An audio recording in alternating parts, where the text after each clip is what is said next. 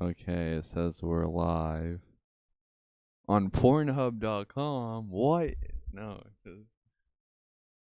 Live on OnlyFans. I wish. Then we'd get paid for this. Yeah, we get hella money. For real. I'll show my feet. I don't get why people like feet. I hate my own feet. We're starting the stream talking about feet. God, But just we're like here. sharing the stream around. Yeah. We're here back with the Will and Trent show. This is episode 7, season 2. And we're talking about absolutely nothing. We're not talking about anything. We're There's just gonna sit nothing here and stare at you guys through the camera. exactly because we can do whatever we want. Oh yeah.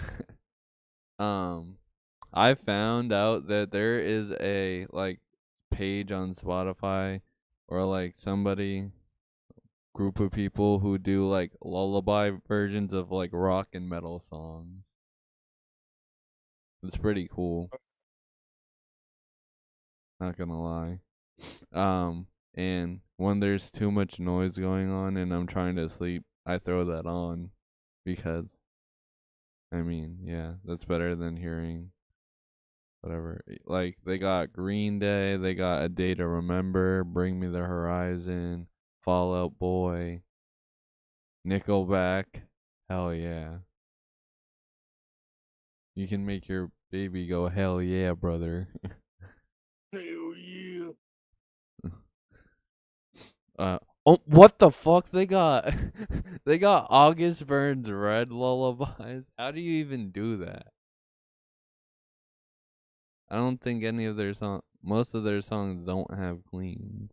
I was gonna say none of them do, but they do have songs of, But I say yeah. yeah, Ghosts yeah, with Jeremy McKinnon. yep, Um, wow. Give me, honestly, yeah, I don't know if you want to count them as cleans, but Revival give on the me, newest album. give me Lorna Shore lullabies. Signs of the Swarm lullabies. Anyways, let's talk about actual music and not lullabies. Because if people wanted to talk about lullabies, they'd probably be sleeping already.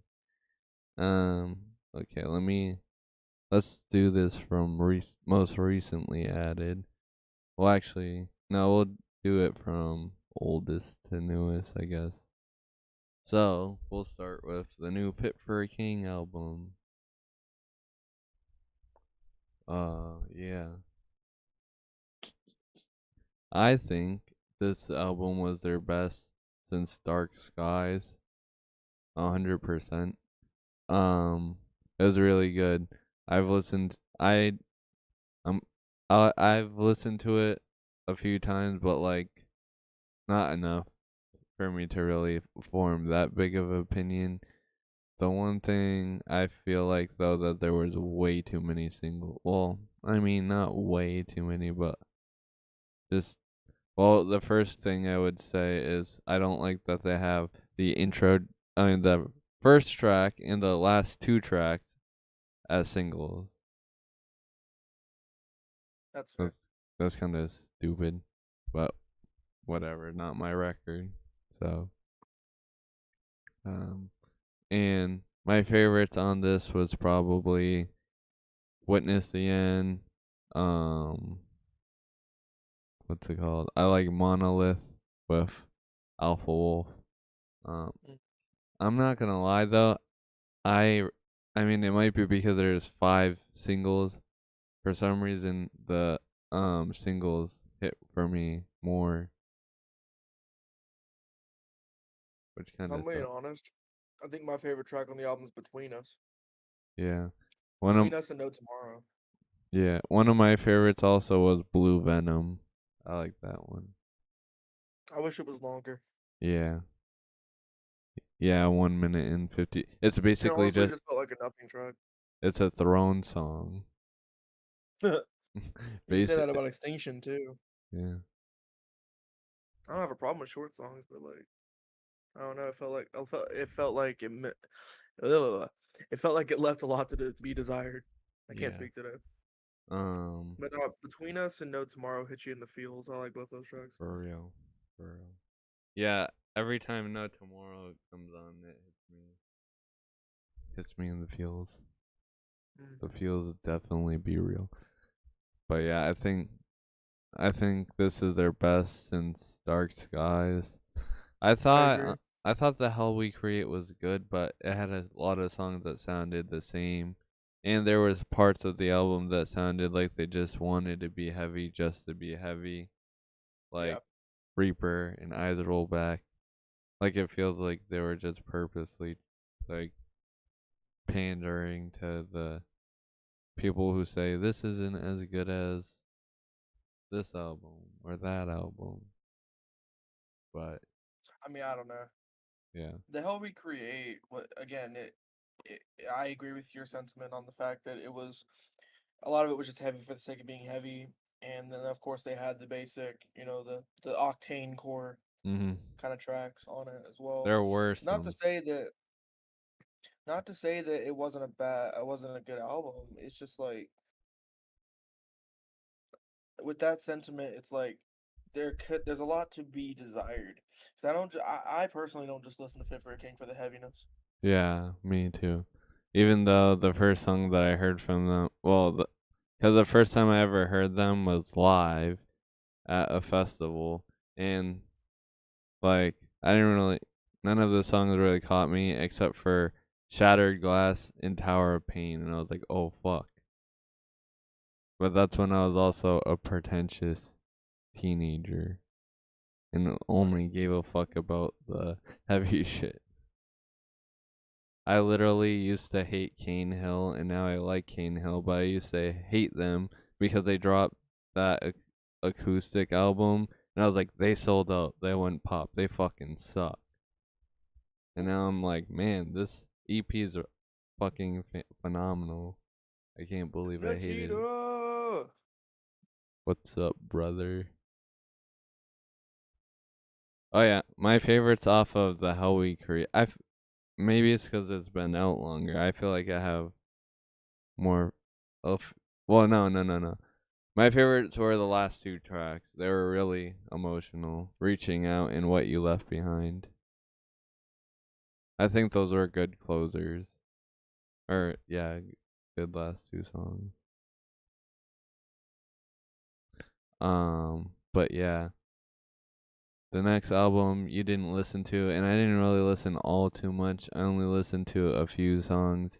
It's the new Wisp album, but I did just see her live at MetLife Stadium opening for System of a Down, also known as the same place that John Cena lost his last WWE championship. Literally, I kept sitting there. I was like, wow, I'm standing where John Cena probably lost his last WWE championship. I'm standing where Seth Rollins cashed in on CM Punk.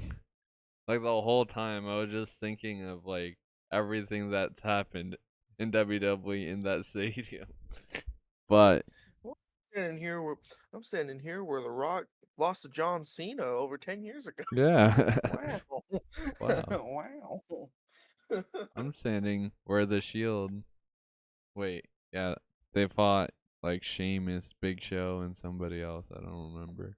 At WrestleMania 10 years ago. Over I 10 want years to say ago. Dolph, but I don't think that's the case. Yeah, I No, think it probably might have. Kofi. It might have been Cody Rhodes actually. Now that I don't know. No, I think Cody was a heel at that time. Yeah, I don't remember.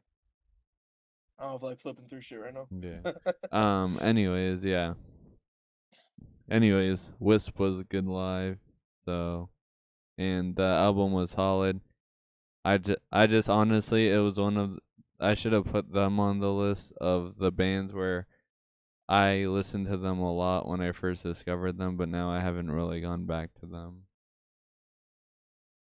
But I still like them, but I have not listened to them that much. I didn't listen to the new Icy Star song, not gonna lie. I didn't either. I didn't Okay. get a chance to. I listened to the new The Flood album. It was solid, but I hate saying this about local bands, but I don't like when I can tell it's a local band. If you know what I mean. Like they have the local band sound. Production. That's fair. Um but like That's fair. I thought it was solid, but I like bands that have good production. Because because you can have a good raw production, but it has to fit your music. And there's also that weird in between where it's like they're trying to make it sound good, but they're also trying to make it sound raw at the same time. And they can't.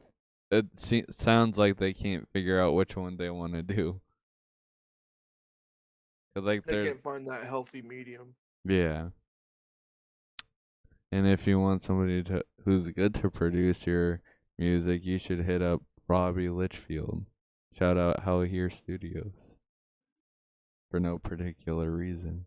Just wanted to. Actually, no. Wait. Oh wait, that was last month. Never mind. I was gonna say they came out with music that you should still listen to anyways.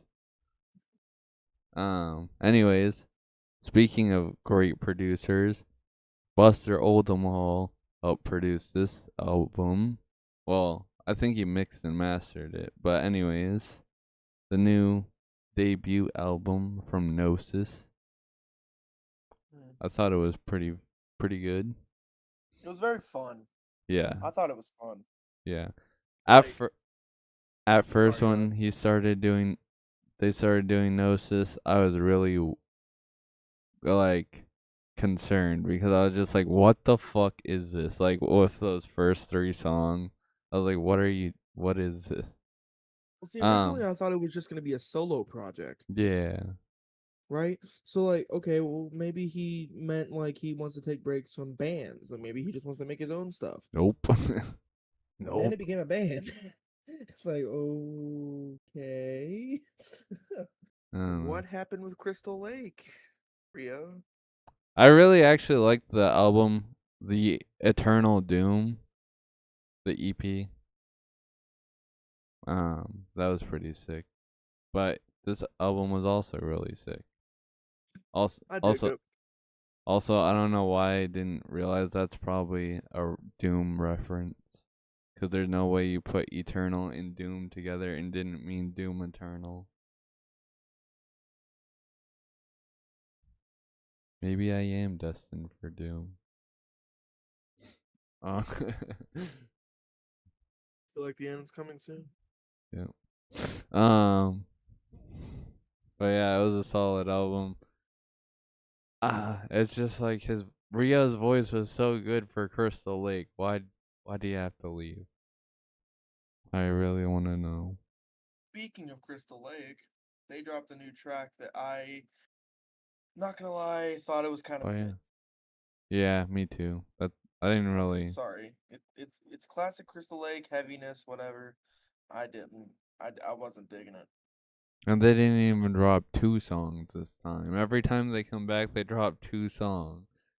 This time they I only, only listened to Crossing Nails. My bad. yeah. This But yeah, time they that's only dropped one. oh okay. Yeah, it's kind of mid. I'm not gonna lie. Sorry. Yeah, no, I agree. It's like whenever Rio Um, left, like the creativity of Crystal Lake left too. oh wait, did they drop two songs or did this other song come out later? Yeah, wait, yeah, it came out last year. So they're probably gonna be on the same album, EP, whatever the fuck. Probably. Um, you dropped something, Lauren. You wanna know what Sorry, rhymes guys. It's with pizza time. you wanna know what rhymes with Lauren? Corn, and I saw corn last night. I was really impressed with how good Jonathan Davis is for his Oh age. yeah. Same thing with Surge from System. Mhm. He's But no, with this new track from Lauren, it's the last single. We've already announced the album. It's dropping on Sunday. Better Mm. fucking check it out. Um, not much more to say. It's a Lauren album. It's a Lauren experience. It's gonna be fun. It's gonna be great. It's gonna be balls to the walls. It's gonna be crazy. Yeah, Hopefully, Lorne, anyway. not Lorna Shore. I actually do have an announcement to make about a band that I'm not in anymore. Because I I'm happy to announce that They're finally fucking dropping an EP. yeah. Hold on, I have to find the date. Okay, wait, yeah. Um Love you guys to death, but you know I'm right. yeah. Hold on, I gotta find it. I can't remember because I literally saw it when I was in the car. Um Jesus, where the fuck is it? Okay. Is it Okay, September 26th, the new Blasphemous Obituary EP, Fall to the Unholy, comes out. And this time they're not using AI artwork because I told them not to. I said, go to the same guy who did my artwork. If you're gonna get artwork, at least just get somebody who actually does art. Please stop using AI. Um, but yeah, so that's pretty cool. And something else Yep. that I dropped was a bonus song called Victimize for my project What's going on, TRXNT. Scarecrow? What's up? What's up? But yeah, that dropped. Um, yeah, it was just kind of a B-side song. Like, Mm. it was just sitting there, so I was like, here you go. Here, have this. Here you go. Here you go. Uh, You can have it. Now let him have it. Great American Ghost dropped the I can't. Deftones cover of Hole in the Doing all right, Earth. Scarecrow. How are you? I don't listen to enough Deftones, so I have never heard this song from Deftones, but I'm sure it was a good cover because I thought it was good. And it's also I really love it. weird. It's I also am. weird because they're like a metalcore band. Well, also, Architects apparently did a Deftones cover. I never knew that until Yeah. like a few weeks ago. Yeah. Yep. I don't remember what song it was, but It yeah, they was did a cover. Change. Yeah. Yep. Which was really weird, but Uh, not enough. keep having to clear my throat. Let's go to a heavy negative, shall we, Trent? You already know what I'm gonna talk about. Oh no, I The don't. new falling in reverse track with Hardy. I was gonna Go ahead and talk get the about. negative out the way. I was gonna talk about. I was gonna let you talk about the new Aviana track. I'll check it. I'll talk about it in a moment. I'm gonna go from a negative to a positive. Okay. uh, I couldn't finish it. Me neither. And I'm one I of the couldn't finish it. I'm one of the people who doesn't hate falling in reverse, and I really didn't like it. But I also didn't like All My Life or whatever it was with Jelly Roll. See, And Jelly I Roll don't isn't even hate that falling in bad. reverse. I hate Ronnie. There's a Yeah. difference. Well, I That's the mean, problem here. falling in reverse is just Ronnie basically, and then he hires Yeah, people to write the essentially. music. Essentially, yeah. Yeah. And then the songs that he writes are dog shit. Um, but yeah, not much to say about this one aside from I could not finish it. If that tells you anything. Yeah. Thank you, Nikita, for bringing somebody into the stream. You're a real one. For real. For real. And I hope you enjoy your stay, Scarecrow. We're just gonna talk about some random fucking shit, metal music, wrestling, and all that shit, Enjoy all your that good stuff. sleigh. Enjoy your slay, yes. That song is Iceman, a fucking tee hee, banger. Iceman kills reference. Hmm. Tee hee. Speaking of Ice Nine Kills, can they fucking drop something again? I know they just dropped The Great Unknown, but can I have an album? Now Fuck. going to the Aviana track. I mean, it's good. It's Aviana. Not much more to say. I mean, I would have much more to say if it was something that was aside from what they normally do. But like, Joel's voice is great. It's improving. Joel's voice, especially his singing, has gotten a lot better. Like Yeah. it's coming through a lot more. It's fitting the music a lot better. I feel like they're kind of going more into a boundaries approach in that aspect where Mm. they're heavy. They have really pissed off songs, more progressive, of course, Mhm. but they also have these melodic choruses that hit you hard.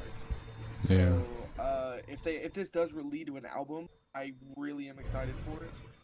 Yeah. As far as I know, Aviana's still technically a solo project with just anonymous band members, aside Mm. from Joel. But I'm Yeah. really excited for what's to come from Aviana.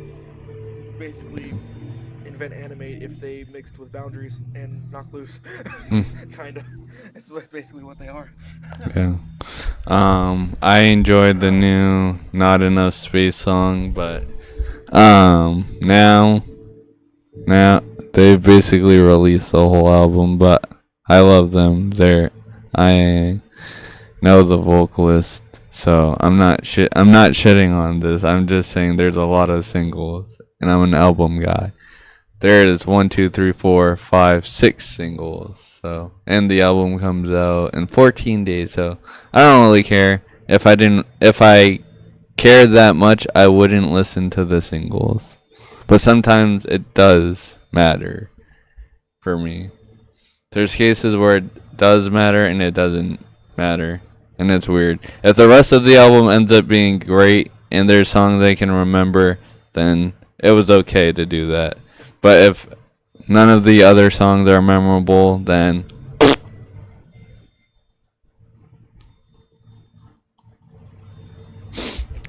that's how I usually feel. The new oh, Face Yourself is dropping. Not an album. Not an album. Let's guess what? Another EP. EP number 5. And they dropped their single Fractures, which I really liked it. I always like Face Yourself. But Yes, my cat that just ran away. oh. My cat was trying to enter the frame. and and it is produced once again by Joey Sturgis. We love that. Keita's asking about the Signs of the Swarm album. We're gonna get to that. That You know what? Fine, we'll just jump to it since I want to talk about it. Okay, yeah, I listen to it a lot. A lot. Okay, to rid myself of truth. My favorite songs on this was Fear and Judgment, Iron Sacrament, featuring Phil Bozeman.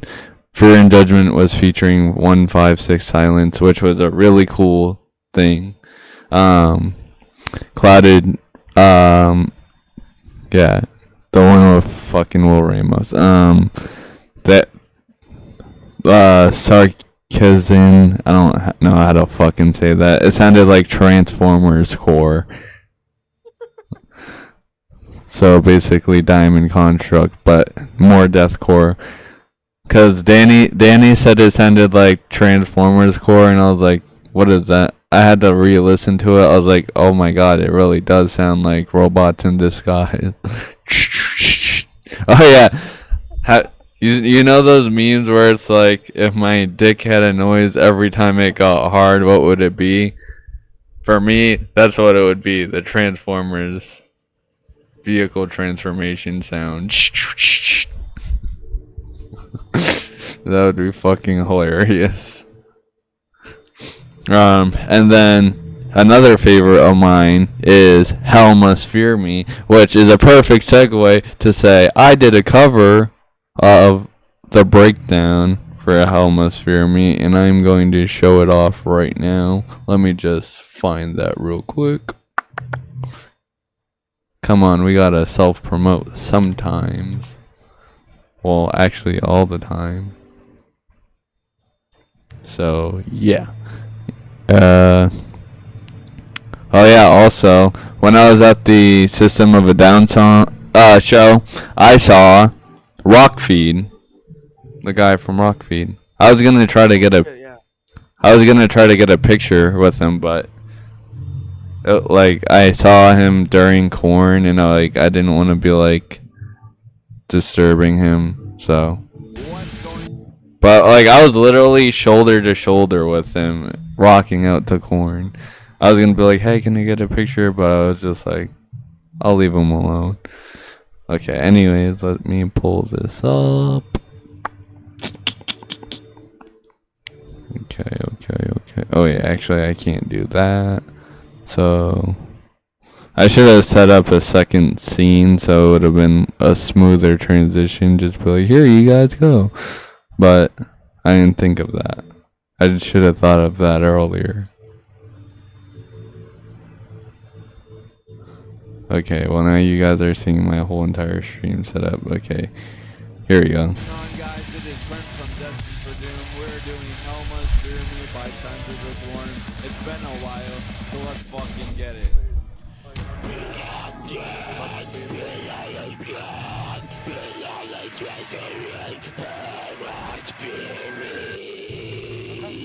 By the way, guys, like I'm having to look on the screen.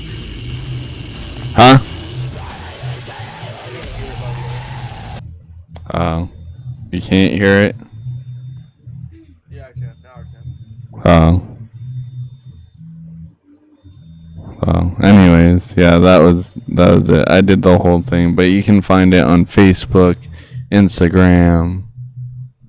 Yeah, all that shit.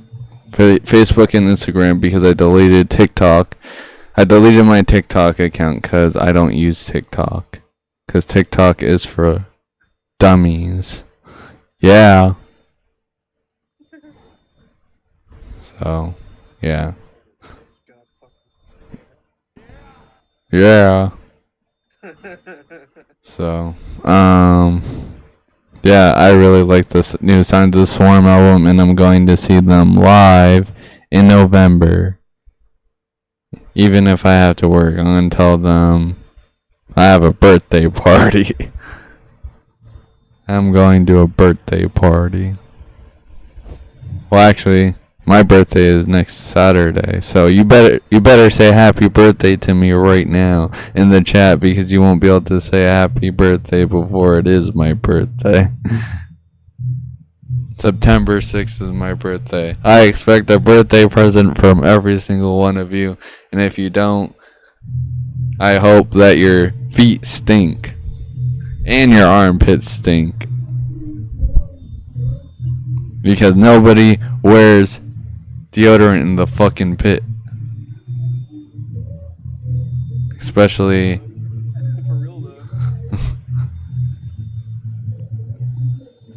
Heeltron activated. Got a Kimbo style of fucking deodorant. For real. I should just show up at the shows with like dual wielding fucking brand new deodorant. Just be like, this is for all you stinky motherfuckers. Just at a show, fucking pull out some like a 6-pack of deodorant or some shit. Hmm. Like, hey, you stinky sons of bitches. This one's for. This one's for you. That'll be me on stage. And play vindictive. Yep. I'll just be like, yeah. That's hilarious. The new Attack album came out. Yeah, it was definitely an album. It Definitely an album. And I also had a song featuring Will Ramos. But you want to know what's funny? At least the Signs of the Swarm one was good. Well, see, here's my opinion on it, right? The first half of the album was actually kind of fun. I complain on r/metalcore. Yeah, that. Here's a fucking breakdown. But, I mean, you can't say that and then have the whole album be breakdowns. Can't do it.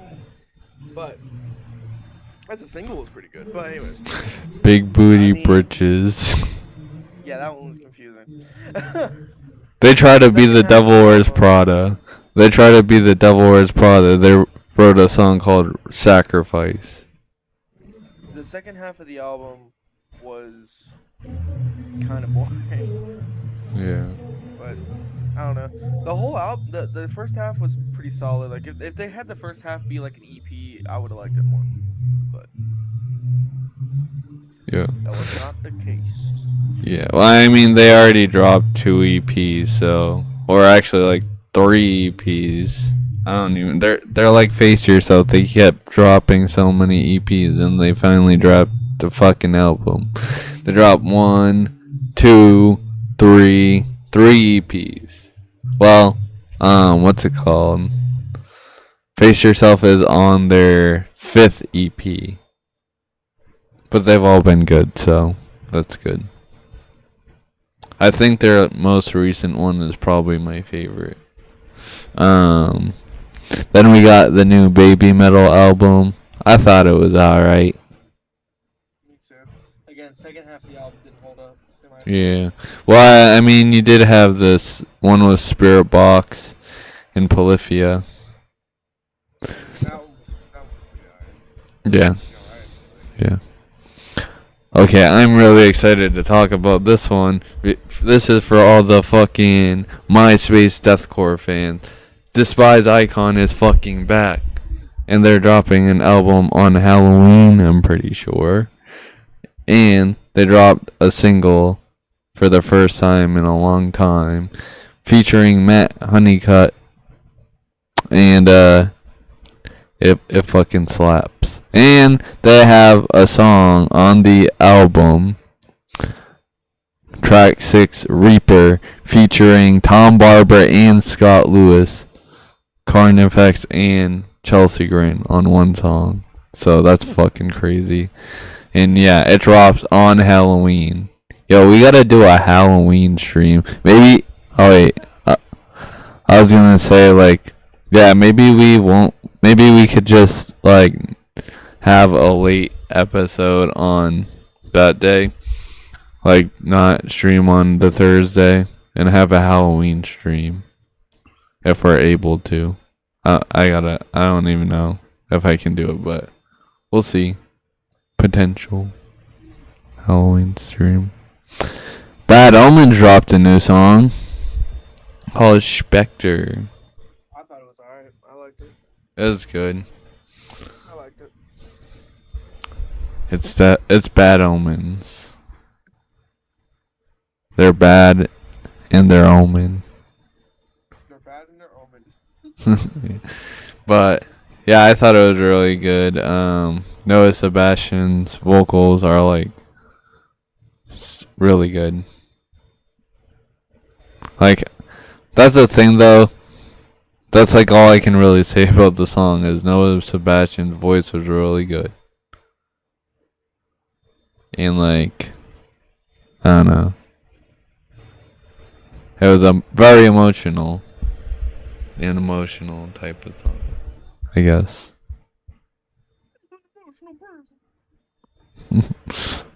Emotional damage. Oh wait, you probably want to talk about this one, the new Process song. Yes. Yeah. So this is- Oh yeah. Like, Korn did a Metallica. what Did are it? Creed? No, Metallica, because Korn did a like snippet after Shoots and Ladders. They did a snippet of One by Metallica. Da da da da da da da da. But, yeah, so Solarify on Process with Paleface Swiss. This was a track that I didn't know what to expect. I mean, it's on Process, so like, I'm convinced now because of this track that they can make anything. Yeah, because This is- Paleface. Process with their sound, like electronica pop mixed with progressive metal. You wouldn't think that they could get a track with Paleface Swiss to work, Yeah. but it did. it worked, and it's one of my favorite songs of the year.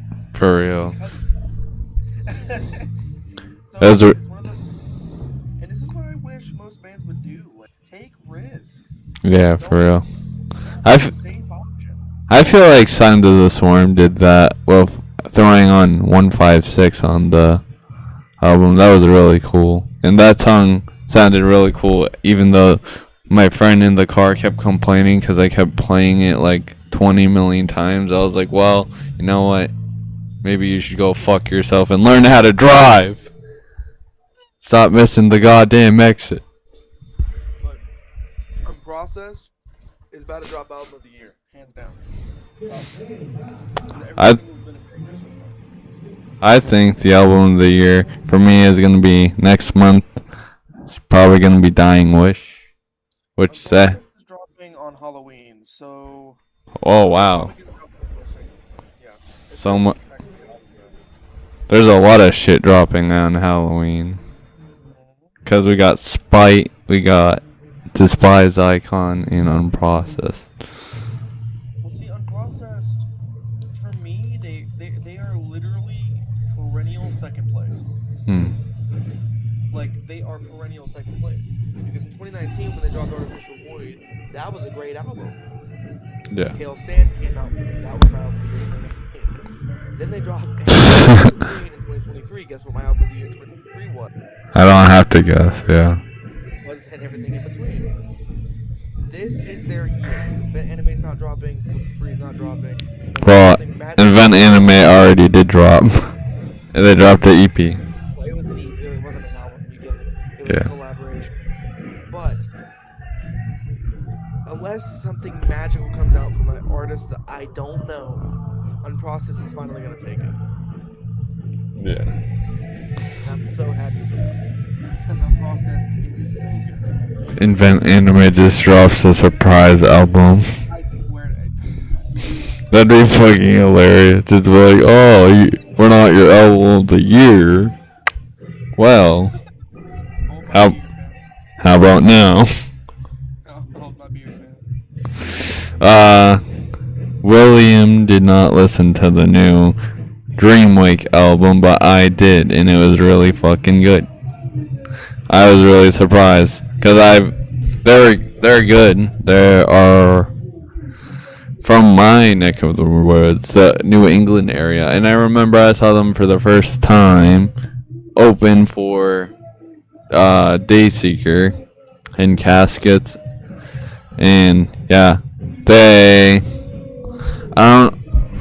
I don't know what other band I would say they sound like.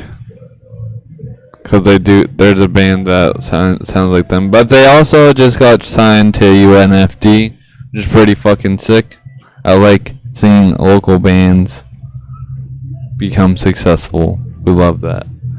Cause they, yeah, they were literally a local band 3 years ago, and now they're signed. So that's pretty fucking good. Most bands. Bands like Invent Animate, like Era, like, you know, bands from that side of it. Mhm. On UNFD, and now Yeah, you made it. wild. Yeah. So that's fucking. It's stacked. No one ever talks about it enough. Yeah. It's stacked. Well, they used to have North Lane. I don't think they do anymore. Oh yeah, they had Thornhill, who is opening for Sleep Token. I don't really like Sleep Token, as we know, but I can appreciate the W there. Even though I would have liked to see them with Landmarks, but I'm probably not going to that anyways. But oh yeah, I like the new Buried Alive track, Yeah, I love it. which is surprising. Buried Alive. It's Surpri- classic Buried Alive. It's not it's not trap metal like they normally do. And I like trap metal, but I did not like whatever the fuck they were doing. I mean, it's all about going after haters and shit. I'm not a fan of that. Yeah, it's crazy. I don't like that. Instead, this track, I feel like, and I might be wrong about it, it felt like it had a focus on world leaders and shit, which I can get behind. Yeah. It's a real issue. and it had that classic Gent sound, the Gent with noodly guitar work from their older albums, and I enjoyed that. So Mm. I did not listen to the new I Prevail song. I did. I did. I don't think I did. Yeah. They're starting to decline for me. They're starting to decline because Violent Nature, wasn't a fan of it. I mean, it's alright. It's alright for a call out track. Violent Nature. Eric's vocals were great on it, but Into Hell, I really enjoyed, but I would have enjoyed it a lot more if they motherfucker with a violent nature. I really would have liked Into Hell a lot more if they continued on with like the different sound that they were starting to come out with. Yeah. I hope the album delivers. It's weird. They like kind of just completely switched sounds because before they were like doing cyber metalcore or some shit. They might still do it, but like And that was really cool. Was honestly fine with the Argent metal type sound. Yeah, I was fine with that. Because not that many bands do it, which was cool. Like the only other bands I can think of is like Silent Planet. Darko does it. Yeah. Kind of. But with I Prevail, I've always been very highly critical. They're a band that drops really good singles, but the albums never deliver. Yeah, that's a thing for me too. Like, if you look at Trauma, Bow Down's one of their best songs. Mhm. Gasoline too. On Gasoline, Breaking Down, which Yep. released on the same day as Bow Down, was really good too. I'd argue Paranoid was solid too. Yeah. But the rest of the album really didn't deliver. It's probably the weakest out. I found True Power, that Body Bag was, in my opinion, their best song. Yeah. I love that track. Self-Destruction was pretty cool. That was the Argent metal shit.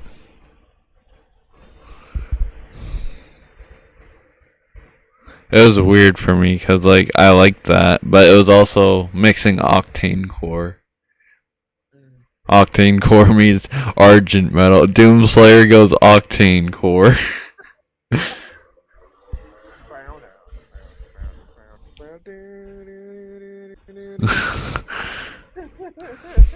Lorna Shore released Prison of Flesh. I like this song more than I liked Unbreakable. I hate Unbreakable. That song. Wasn't a fan. Absolutely. Yeah. I'm still not a fan of it, but like this one. And it's 7 minutes long instead of like 5 minutes long, and that was their shortest song. I think it was 4 minutes and 50 seconds. Holy crap! I Yeah. really have a feeling that I'm probably gonna fall asleep listening to this album. It's too long. It's gonna probably be all the same shit. One time I fell asleep listening to Severe from Signs of the Storm just because I don't know. I just was really tired and I use deathcore to fall asleep sometimes because that screamy stuff be relaxing. I don't know why I added this Lil Wayne song because I saw it on fucking Instagram and it was like I just added it because sure they're trying to do metal. There's apparently a track that you added that is no longer there. Oh wait, let me check. Don't Wait by Cloudy Field. Oh yeah, I didn't know it was. I think it was AI. Like I thought it was an actual song, but I think her thing like got. You know when like all those metalcore bands got randomly AI'd? Yeah, I think that's what happened. But who in the hell is Cloudy Field? She's similar to Wisp. She does like the fucking shoegaze shit. Ah, I gotcha. Okay. Yeah. Well, anyways, The Devil Wears Prada is finally releasing a new album that I'm pretty excited about. And they released not one, but Done. 2 new songs. Keep forgetting about the soundboard, brother. I can't use it because I forgot to renew Oh, yeah, that's my. right. Oh wait, actually, I think I can. I Right. say. You lost to get off my dick. Yeah. Or you can. 2. Yeah. There you go. Yeah, you can. You Yeah. should be able to. Yeah. Thanks. What? No, you What? can't. You know, Yeah. Yeah. I'm in the server. I just don't have Nitro. I mean, the VC's not in the fucking server. Yeah.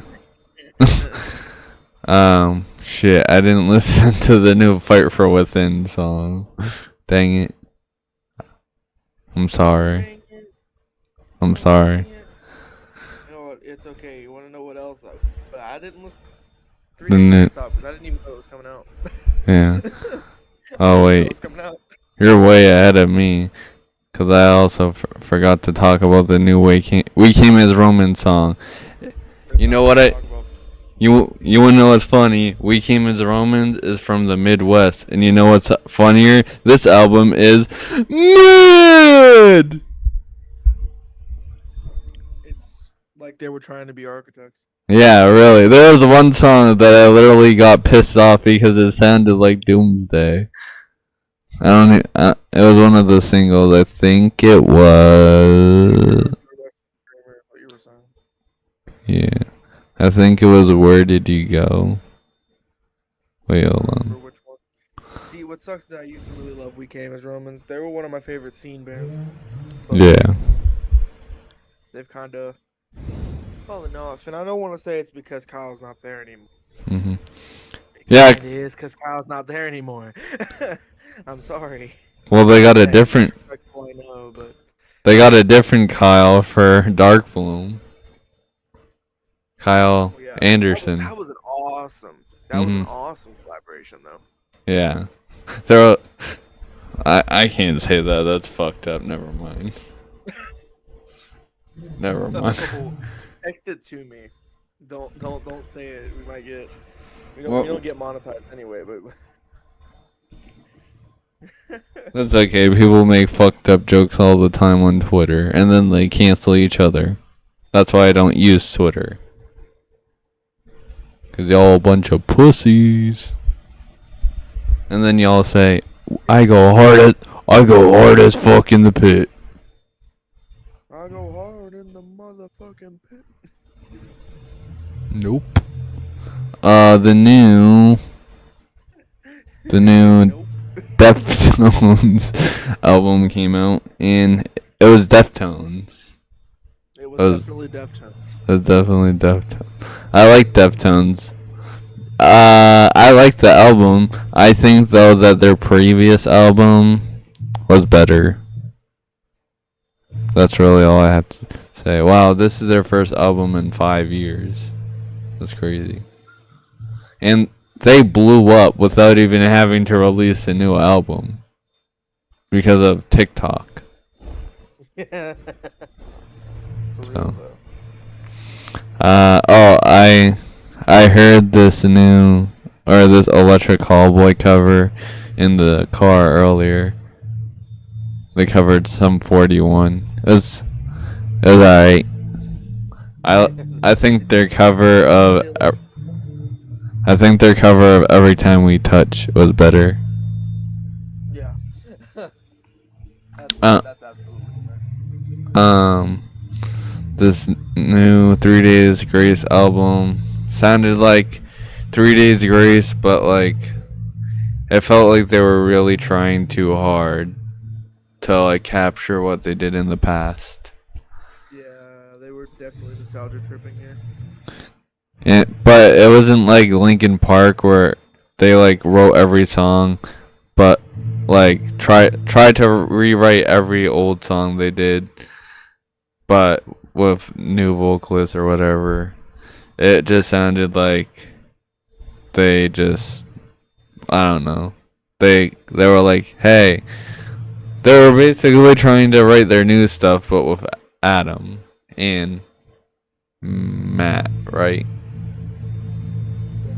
Okay, I don't listen to new 3 Days Grace that much, so I don't even know the new guy. Didn't know the new guy's name. I thought his name was John. Not gonna lie, I don't know why.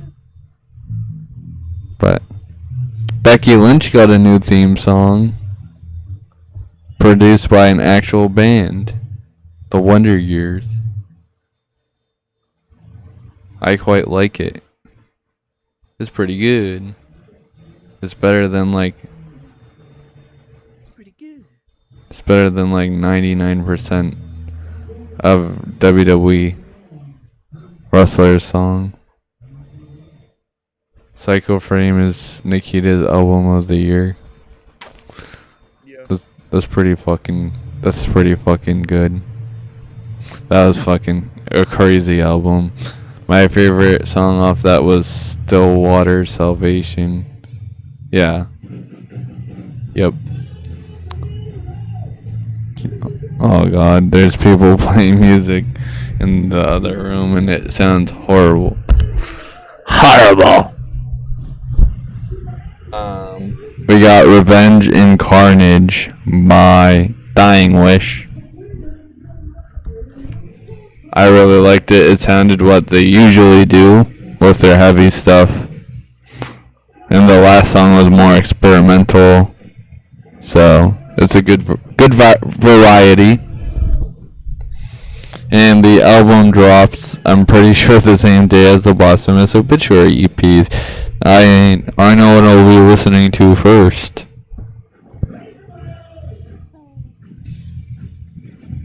Sorry, guys. Ladies first. Ladies first.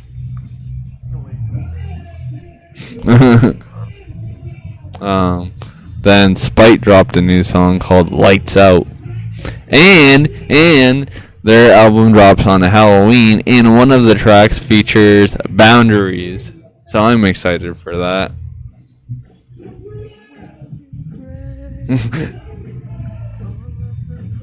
You know, that would be interesting if it was Tim and not Matt. Because Tim, like, Tim doesn't do features for Boundaries, and he should. He should do features.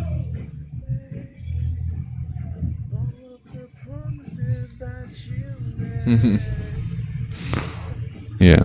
So. Oh wow. No wait. Never mind. But yeah. Mudvayne also dropped their first song in 16 years. And I listened. Huh? 16 fucking years. Yeah. That's how old my little brother is. It was pretty good. I'm not really the biggest fan of Mudvayne, so I think though they probably super process his vocals though, because they sound much better than from the clips I've heard of him live. So also, Alvarez dropped a bunch of new songs that we missed apparently. Yep. They dropped Medicine was a recent one, and they dropped Close to You in June. So they're probably about to drop an album. Actually, yeah, they are. They're dropping an album in 77 days, November 14th. An album directly after last year. Mm-hmm. I don't know about that one, Chief. Yeah. And they dropped a bunch. They dropped a bunch of like one-off singles, I think, too, right? B-sides. I think. Yeah, they did. No, wait, no, they didn't. It's a really good album, but Yeah, I don't really know how I feel about the new singles. I'm not a fan of them. Oh, They yeah. kinda fell off for me personally. Another one of those bands. Another one of those bands. Yeah, great debut. Who knows? Maybe the rest of the album will be great, but Yeah. Let's talk about SummerSlam and Clash in Paris. Clash in Paris hasn't happened yet, so we can make our prediction. Let me pull up the SummerSlam card. Time to talk about Sucker Slam. Oh yeah, I also went to SmackDown, and fuck you, WWE. How are you gonna charge $140? How are you gonna charge $140 for a ticket to not give us John Cena, Randy Orton, Cody Rhodes, LA Knight, or Rhea Ripley? They gave us nothing. And charge that much for fucking tickets. You gotta be fucking kidding me. Unbelievable. Fuck you, TKO, especially. It's really their fault.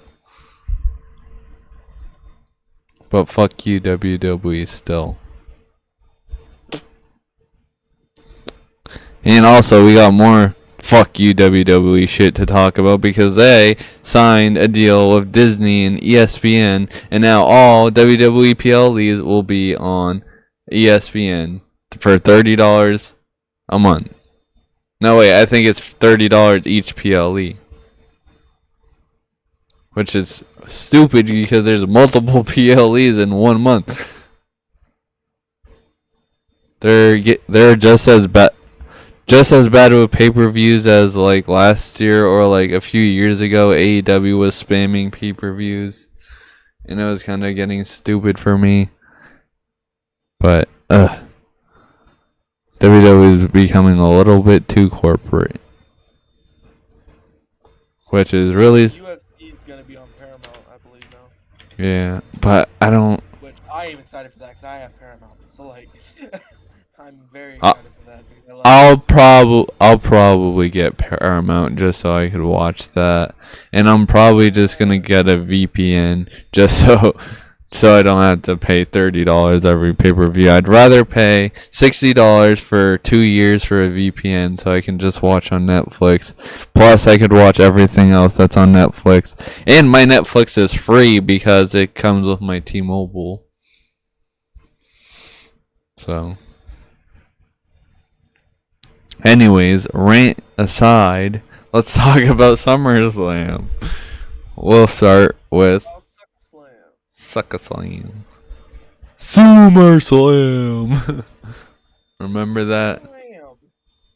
Remember the John Cena prank call? SummerSlam. Okay, but we got Roman Reigns and Jey Uso versus Braun Breaker and Bronson Reed, the tribal thief, versus the tribal Yeet. The tribal Yeet and the tribal thief. Versus, yeah. The tribal. No, Roman Reigns and Jey Uso won. Did they? Yeah, they did. Yeah, you're right. They did. Yeah. Yes, they did win. I really don't think they should have. Yeah, but I knew they were gonna win. It's Roman Reigns' first match since WrestleMania, which he lost, so he had to win at SummerSlam. And then, oh my god, in my universe mode, I have Raquel Rodriguez and Roxanne Perez. I had a storyline and I was trying to commentate, and I kept saying Roxelle for some reason. I was just like, what am I doing right now? Why am I fucking this up so bad? But Roxelle Rodriguez. Alexa Bliss and Charlotte Flair defeated Roxelle. Oh my god. Raquel Rodriguez and Roxanne Perez to become the new WWE Women's Tag Team Champions. And I think it was a good idea for one reason. I think they're going to push Raquel Rodriguez and give her the Women's World title. But we'll talk about that later because we'll talk about that for night 2. Sami Zayn unfortunately beat Karrion Kross, and now Karrion Kross is no longer in WWE. It's restarted.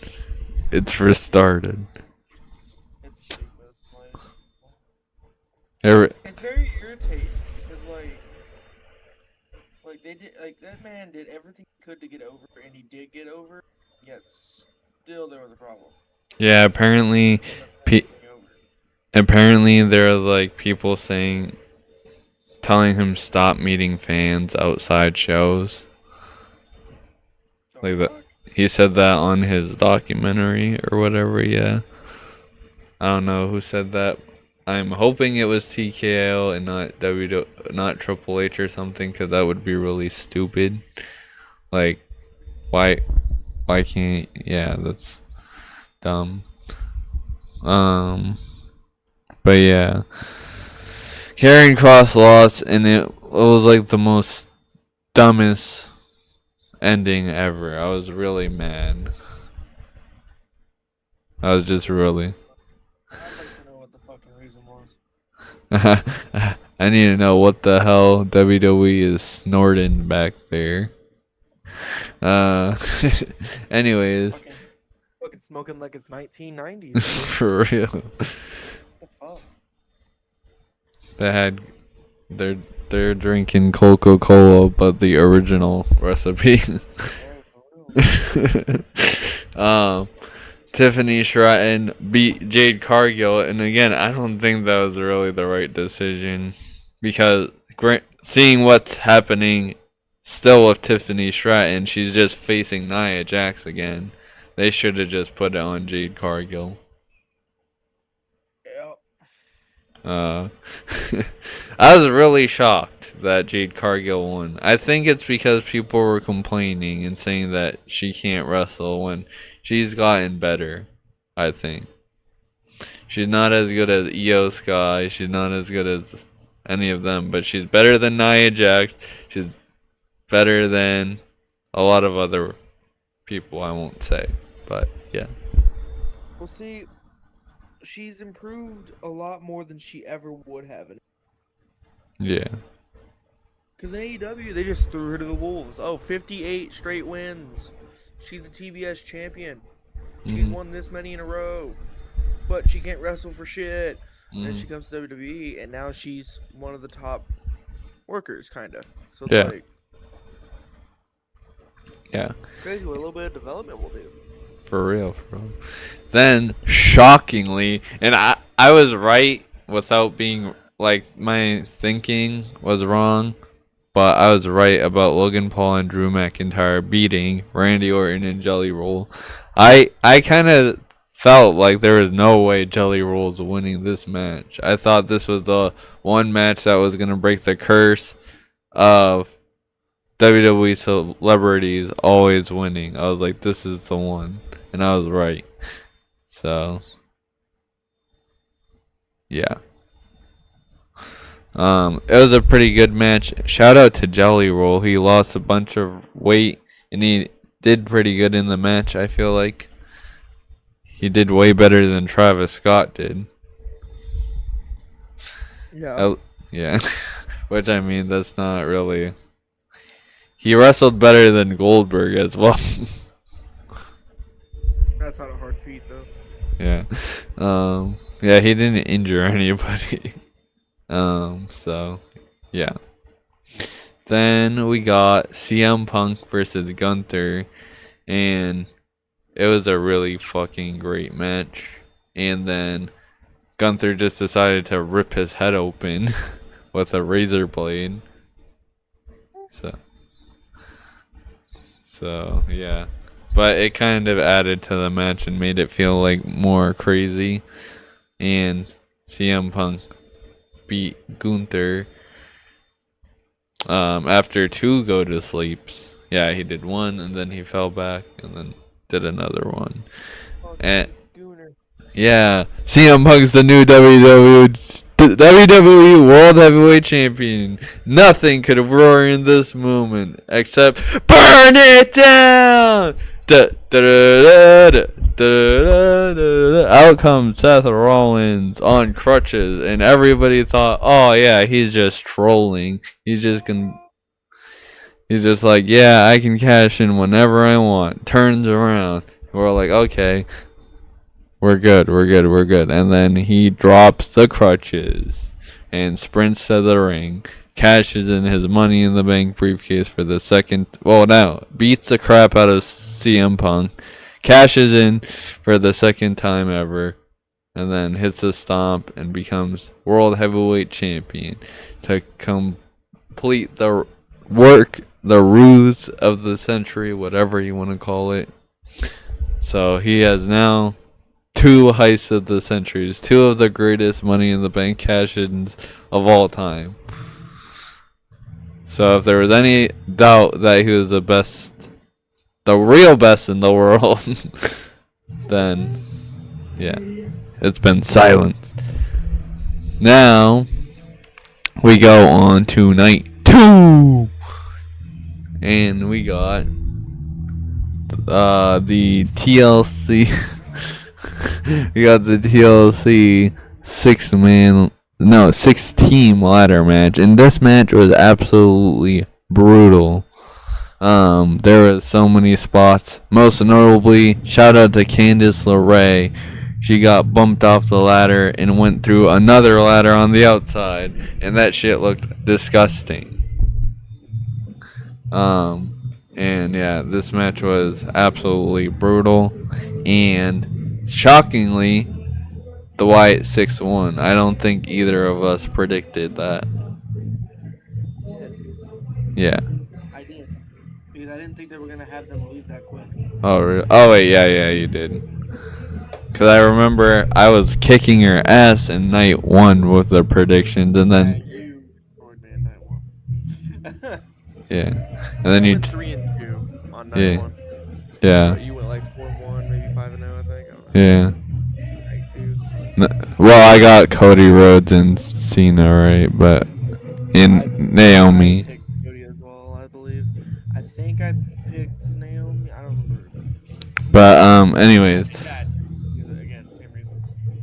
For Dominic Mysterio versus AJ Styles, I thought they were going to have AJ win because it's probably his last SummerSlam ever.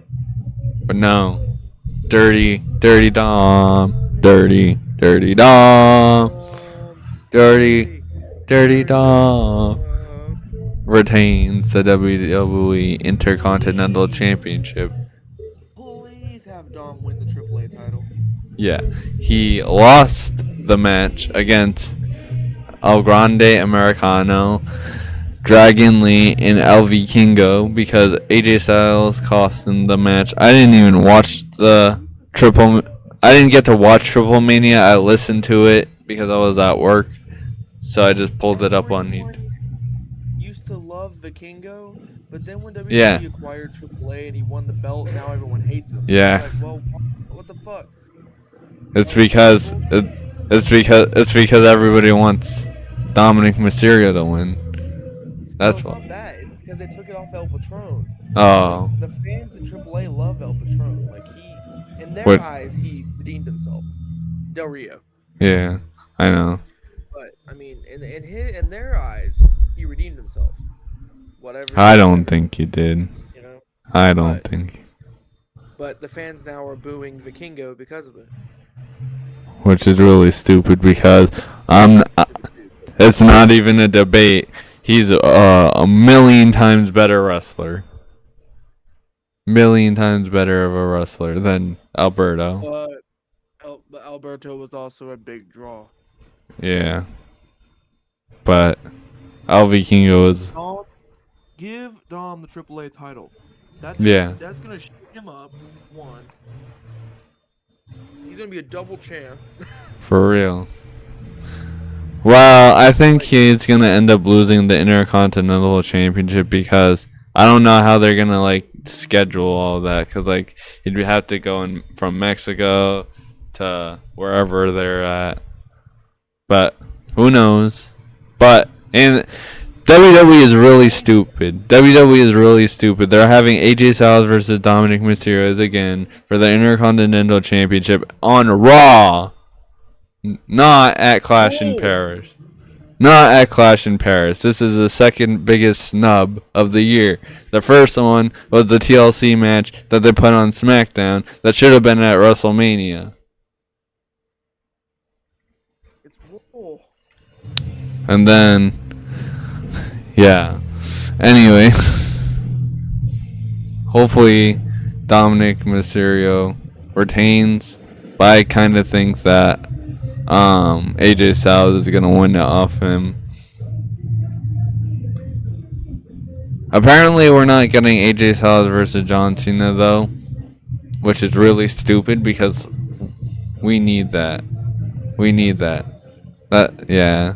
I think that Brock versus John was a better idea than Brock versus AJ. Sorry, John versus AJ. Yeah. Fuck. WWE. We'll get to that later too. What world? Then we got Jacob Fatu versus Solo Sikoa. I'm just like Jacob Fatu because at work I'm all gas, no brakes. I didn't take a break for 2 days. I worked 7 hours straight. All gas, no brakes.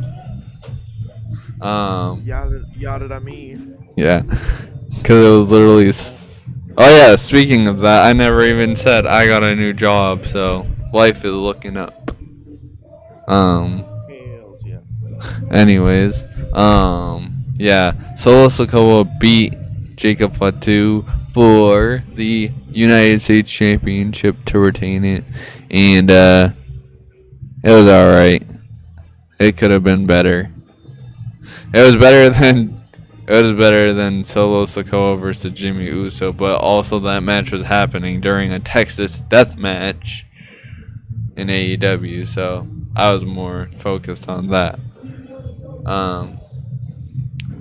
Then we got Becky Lynch versus Lyra Valkyria. This match was good. I think it's their worst out of the matches that they've had so far because those matches were so good. The triple threat match and the other matches that they had were so much better. And also, like, I feel like the Bailey spot felt a little bit too dragged. Like, they dragged it. And the handcuff spot. That was real. But I know accidents happen and mistakes, like, shit happens. It's live on TV, so, like, I'm not gonna give them too much stick for that. But I think Lyra Valkyria, I don't know why she took off the handcuff and then put it back on. That was kind of dumb. Like, don't you want to, in real life, don't you want to get out of there? Like, I don't know. But Becky Lynch is still a champion, and she's gonna be facing Nikki Bella to defend the title at Clash in Paris. Then we got the triple threat women's world title match versus Naomi, who was the champion, Io Sky, and Rhea Ripley, and neither Rhea Ripley or Io Sky beat Naomi for the women's title. It was Jimmy Uso who beat her for the title. Wait.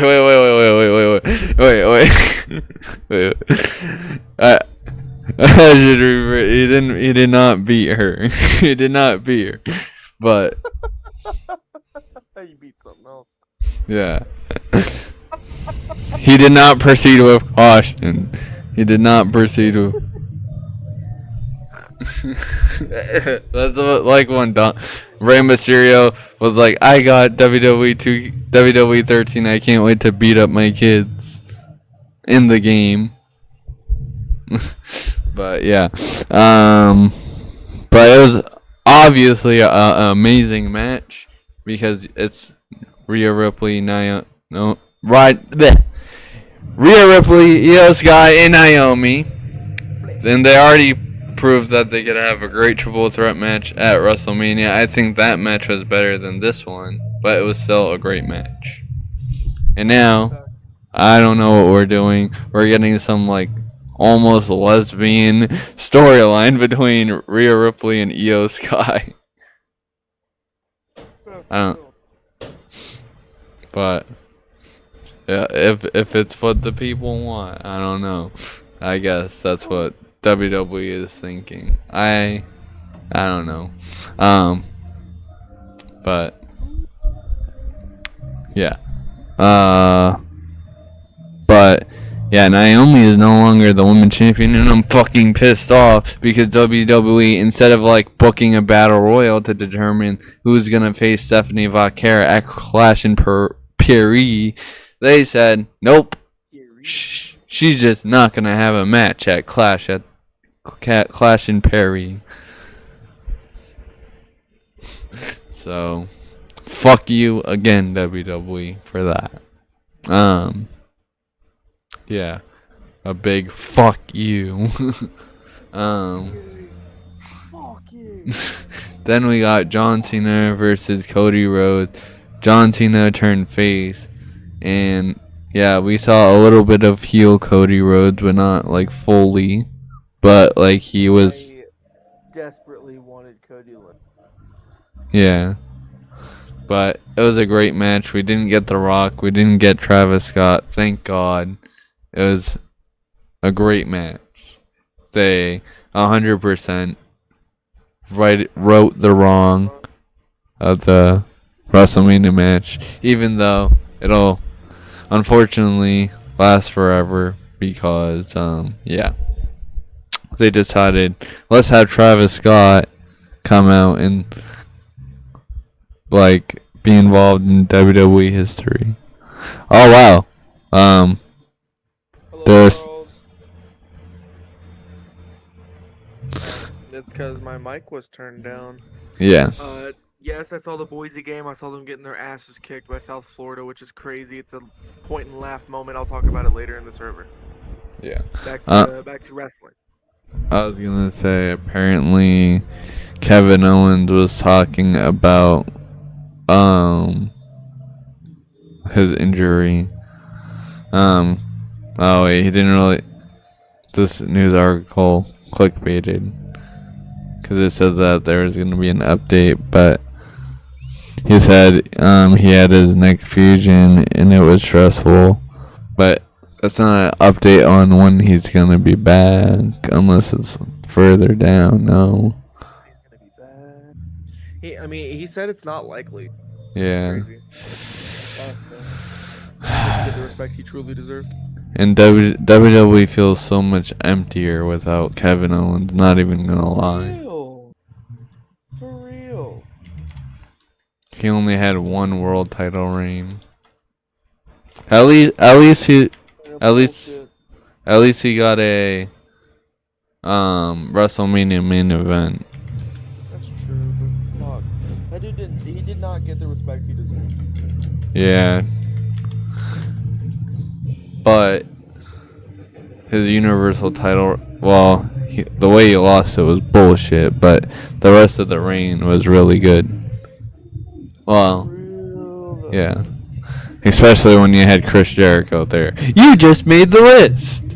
You had the perfect opportunity to have a double title match at WrestleMania between him and Chris. For real, and then you're like, and it was a solid match. nope. Have that be the main event. Nope. Goldberg. No, I said no, it's not going to be a double title match because Goldberg. Fucking No. Goldberg. I was like, what? I was like, what? 14? And I was still pissed. Because I knew what the fuck good wrestling was. Good wrestling decisions were back then. And yeah, I was fucking pissed. And I didn't see it live. I was gonna say I saw Kevin Owens as the Universal Champion live. I saw the first ever women's Hell in a Cell match. But yeah, I saw Kevin Owens and Kevin Owens versus Seth Rollins in this Hell in a Cell match, and then Chris Jericho ran down to the ring and like it was fucking hilarious and crazy. Oh yeah, there's actually 2 WWE PLEs in September. How convenient for WWE. Oh wait. No. Never mind, I lied. There's one. I forgot that Clash in Paris is on the last day of August. Anyways. Wait, has this ESPN deal already started, or is it wait until next year to do it? No. it's starting at the next pay-per-view, which is WWE WrestlePalooza. How fucking stupid. They literally made up a pay-per-view just to rival All Out. I hope that the viewership is the least amount it has been in a while. For real. I'm not gonna lie, I might do exactly what I did for main event, or not main event, Saturday night main event. They counter programmed by putting that on the same day as All In, so I got All In. This time I have money to pay for AEW pay-per-view, so I think I might watch All Out instead. Shit. Cause fuck you, WWE. And I don't give a fuck what Quentin says. AEW is getting better. It may be, but WWE still is the better product. It just sucks Yeah. that WWE is getting greedy. Yeah. Even though it's still a billion-dollar company, even after Vince left. Like, Yeah. fuck. They're getting way too corporate. Corporate greed. You hate to see it. Anyways, the match card for... Let's do predictions. The match card for Clash and Pair... Oh, wait, well, yeah. Yeah. Some of these matches are not confirmed, I guess. So, Damian Priest and Aleister Black isn't confirmed. But I think they should... I want Aleister Black to win, but Damian Priest wins everything. Aleister should absolutely win. I want Aleister Black to win. And it's closer to where he's from. Because he's from the Netherlands. Give Aleister the dub, please. I love the dub.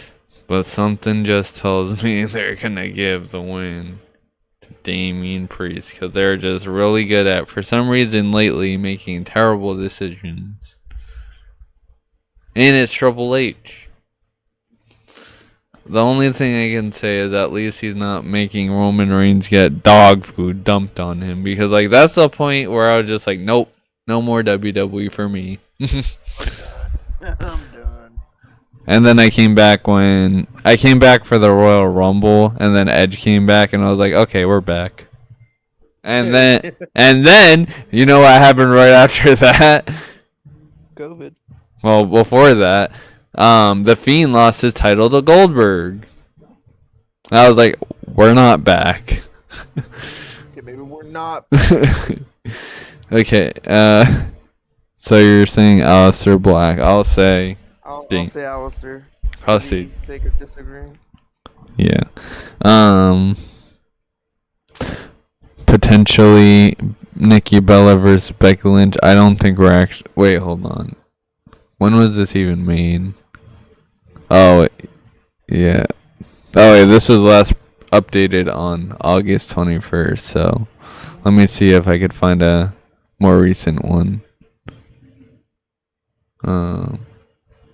To see what's actually confirmed. Updated match card 3 days ago. Okay. Apparently that match isn't happening. Aleister and Damian Priest, so never mind that. Which is stupid. It should be happening, but God forbid we put somebody else, like newer people, the people that we brought back on pay-per-views. Karrion Kross, they wouldn't put him on pay-per-views or on TV at all for the longest time, and now they're doing the same thing with Aleister Black, kind of. Which, both of them were Triple H's guys. So it doesn't make any sense. Anyways, the first official match is Roman Reigns versus Bronson Reed. Yeah. I was speaking too fast. Bronson Reed. And I think... Roman because he's Roman. Yeah, Roman is gonna get his shoes back. The tribal thief versus the tribal chief. Yes, sir. Yeah, give me Roman because he's Roman. Roman Reigns. Then we got Logan Paul versus John Cena. I really don't think. Logan Paul versus Cena. God. I really don't think they should have done this. I don't think they should have done Brock and Cena either for Lollapalooza. Well, see, there's multiple things that I could see happening. Either Cena's just gonna win outright and then Brock attacks him again. Brock's gonna cost Cena the match. Yeah. I hope that latter doesn't happen. Yeah. I'm gonna say. I think John Cena is gonna lose. And then Logan Paul's gonna be like, I beat John Cena. I'm the greatest. He's gonna be like Austin Theory. But they're. For real though. But they're. See it happening. Except they're not gonna completely forget about Austin Theory. I don't know, man. I mean, Logan Paul. Disagreeing, I'll Like, pick John, but yeah. I'll unfortunately pick. I could absolutely see that happening though. I'm gonna unfortunately pick Logan Paul, even though I don't like him. I saw a Prime truck today, and I didn't even know those existed. I know Amazon Prime trucks existed. Oh yeah, there was I saw a fucking Prime truck at the fucking Walmart in town. Oh the wow! other day. I wanted to set that. Marion, fucking Virginia. I want to punch a hole through it. I wanted to get my car. set it on I wanted fire. Then we got Rusev versus Sheamus in a Donnybrook match. Seriously, like if Rusev's great and all, but if Rusev can get on a pay-per-view, why can't Aleister Black? Unless they add the match on SmackDown. What the fuck's a Donnybrook match? It's basically just a no DQ match, but with a shillelagh and shit. I think Rusev is gonna win this match. He should. I pick Rusev too. I think I'll pick Rusev too. But if Sheamus wins, give him that IC title, please. For or real. Something. For real. Because like let him go to Raw since people like to keep switching fucking brands. Let him go back to Raw, or is he currently on? He is currently on. Yeah, Raw, yeah, he is. Yeah. My bad. Give him that IC title. For real. Let him be a Grand Slam champ before he retires. But real. I'm picking Rusev as well. Yeah. And then we got Nikki Bella versus Becky Lynch. I think there's no way that Becky Lynch is losing this title.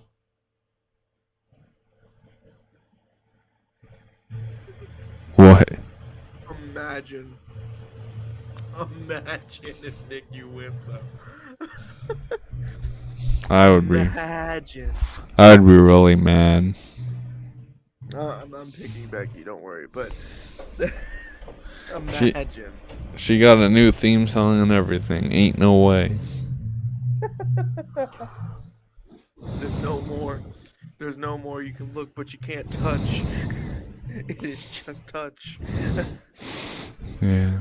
Oh yeah, I saw that meme where that guy got to like literally wrap his whole entire body around Nikki Bella for a picture. Did you see that? I did. Yeah. He got to look and touch. Anyways, we got Seth Rollins defending his title against LA Knight, Jey Uso, and CM Punk. And yeah, there's no way that Seth doesn't win because I already know it's gonna happen. B&B security is gonna show up. Fucking B&B security. Yep. Bronson Reed and Braun Breaker. It's also too early for him to lose. Yeah, it's like CM Punk's Mob boss type of role, I guess. CM Punk's. Speaking of mob boss, I think Tony D'Angelo is gonna be the fourth member. If you've been watching NXT, I mean, I have been. I would also just want the D'Angelo family to be on Raw, but I know that's not gonna happen. I can see it. I can Because see it. because of what's been happening on NXT. Then Tony just kind of takes over. Yeah, that'd be fucking crazy. And then we'll have the Italian mob boss fucking shit. But yeah, that'd be interesting. But yeah, I'm saying Seth Rollins win. And a bonus prediction. I think he wins with the help of B&B security. My brain just had a fart. B&B security. Security. So yeah, the next episode, the final episode. There will never be a final episode. Will good. Oh my fucking god. The next episode will be on September 25th. Damn it, which will be the day after Dying Wish's new album comes out. Or the day before. Yeah, Dying Wish's album comes out the day after. That's what I meant to say. So that sucks. Yeah.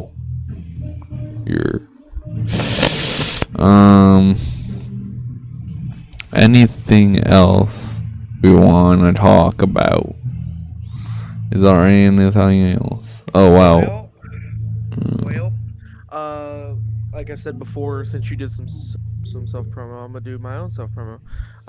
Like I said before, on Sunday, the Lauren album, it's gonna be wacky. It's gonna be goofy. You should listen to it. You know? Listen to it while you do your fucking work and shit. If you don't want to listen to lyrics, it's fun. I'm not good at promoting. But yeah, listen to that. I got some new announcements coming up on my solo project. Well, vocal tracking is halfway redone. I did it before, but I got new equipment and better shit. Goddamn, I'm wigging out. Balling out. I had them done like back in May, but I wanted to redo them because I got better equipment. Yeah. Like I got better equipment and I learned how to mix better. I wanted to redo them. That's why the album's been postponed. But anyways, check out Mistakes Like Hand Grenades if you haven't already. Mistakes like fractures. Gary! Oh great! My LED lights just died. That I had on my monitor, and that was how I got the lighting for my vocal cover. So that's fun. Now I gotta go to Walmart.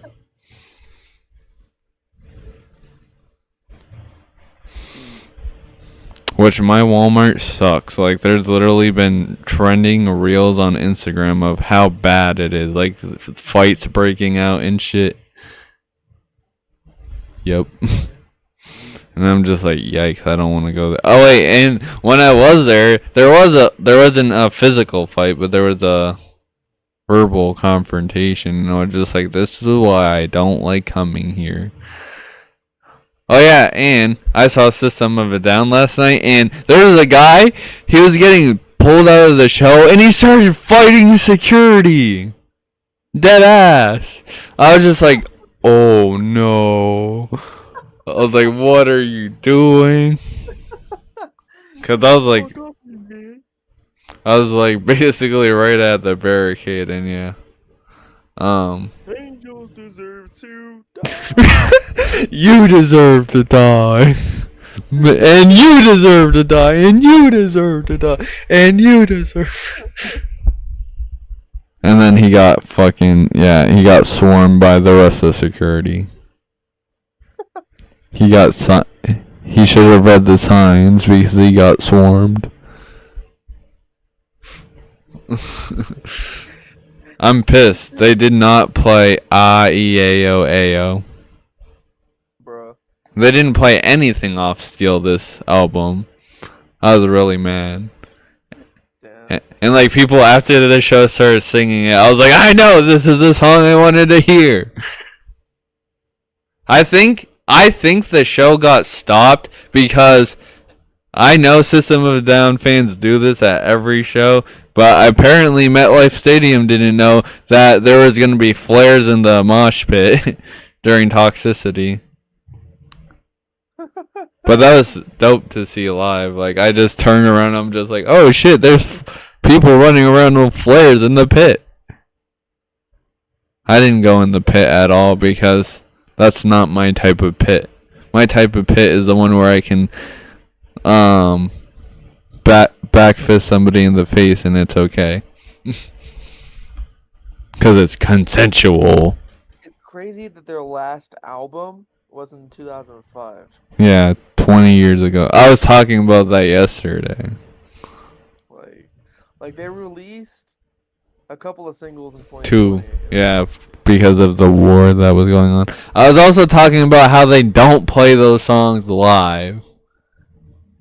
Like, how are you gonna... They played it in Brazil. But they didn't play it when I saw them. And they didn't play Protect the Land. And I was just like, why not? Why not? Why did you release those songs if you're not gonna play them? But it was a great show. I was surprised there was no fireworks, no pyro or anything.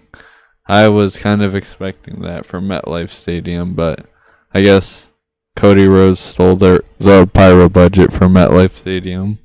Well, actually, no, that's WWE. Not. Never mind. But yeah, the whole time I was just like, wow, I can't believe I'm here. This is where all this shit happened. The last time they came to Massachusetts was in 2012. That's why I said yes to going, because I was like, there's no way I'll ever see System of a Down again. Or get a chance. Yeah, so I was like, if I have the chance, I'm going. Like, if somebody asks me if I want to go see Metallica, I'm saying, hell yeah, brother. Hell yeah, brother. Oh yeah! Oh yeah! I really wish I could have gone to the one in Chicago though, because it's Avenged Sevenfold and System of a Down. That would have been a cooler show in my opinion. Korn is cool, but I know more of Avenged Sevenfold stuff. And then you got Wisp and Polyphia also opening. Yeah. Yeah. I was curious how many songs they were gonna play. They played like 28 songs, but in Brazil, come to Brazil, they played like 38 songs. I was just like, geez, bro. Y'all are that old and rocking out that long. Like, I respect it. 38 songs, yeah. And they played the song I wanted to hear. Of course they did. Maybe I should have went to Brazil. Just kidding. No, I'm not doing that. Destined for Doom is never coming to Brazil.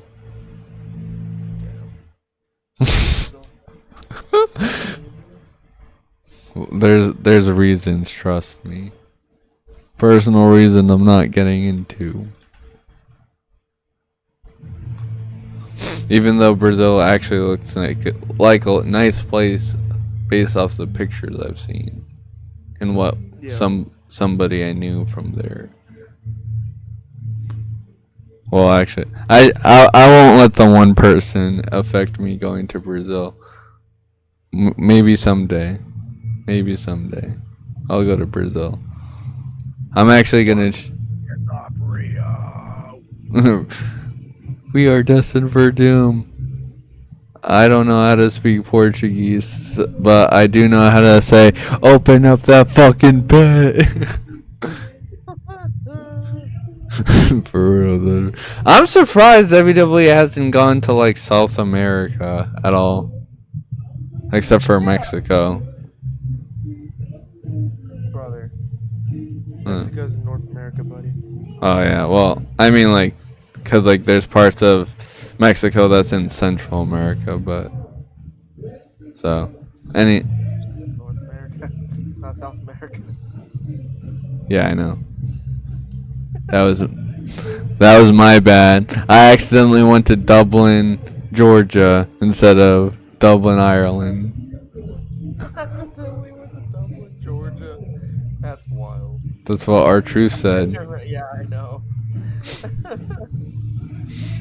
I didn't even know there was a Dublin, Georgia.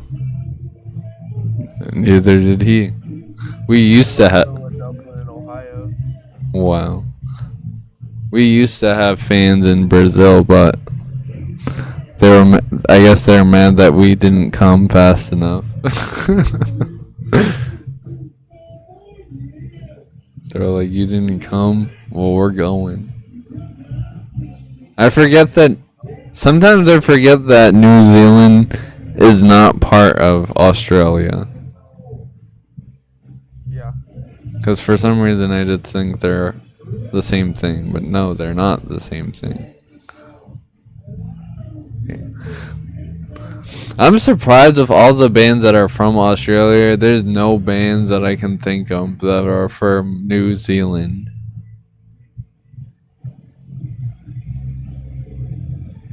Where are the New Zealand metalcore bands at? But anyways, this podcast episode has been an hour and 41 minutes. So I think it's time. 41 minutes of premium content from yours truly. Yeah, and now I'm gonna show the dog. Just kidding. Internet. The dirty dog. Dirty dogs. Dirty dog. I think that was a tag team name during the Vince McMahon era. Dirty Dogs. Yeah, it was Dolph Ziggler and Bobby Roode. Yeah, the Dirty Dogs. I fucking hated that. It was Oh, a great team, but the name was awful. You want to see awful though? You remember? Do you know that one episode of Raw where Bobby Lashley, Baron Corbin, and Drew McIntyre standed in the middle of the ring, raising each other's hand up? That's the episode also that had Dean Ambrose sticking a needle up his ass. Yeah, what the fuck? That was like one of the worst episodes of Raw ever. I saw it come up because the Great One, the YouTuber The Great One, brought it up, and then I was like, wow, I remember all of this. They had it was when the AOP was around. They had no wait yeah it was when the AOP was around, and they had like a segment where Drake Maverick was taking a piss on like something. I think it was like the Revival's gear or some shit, but I was just like, dude, what was wrong with Vince McMahon? Oh wait, everything. Everything was wrong with him. Well, yeah, the simpler question would be, what's not wrong with him? There's not Not- a lot of things. There's Yeah. not a lot of things that aren't wrong with the man. Yeah.